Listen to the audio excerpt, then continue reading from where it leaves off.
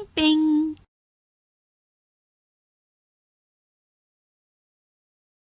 जब भी मैं सोने की कोशिश करता हूँ, घंटी बजती है टिंग पिंग। जैसे ही मैं करवट बदलता हूँ तो कोई मोबाइल बजता है पिंग पिंग। मैं फिर से सोने की कोशिश कर रहा हूँ, मंदिर की घंटी बज उठी डिंग डिंग। ट्रिंग ट्रिंग। अरे, ये किसकी आवाज है? ओह, एक साइकिल दौड़ रही है।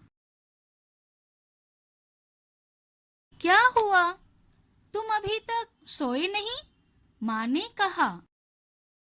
लेकिन माँ, मुझे नींद कैसे आए? मैंने माँ को आंखों के इशारों से बताया। टिंग पिंग डिंग ट्रिंग। घर तो घंटियों की आवाजों से भरा हुआ है।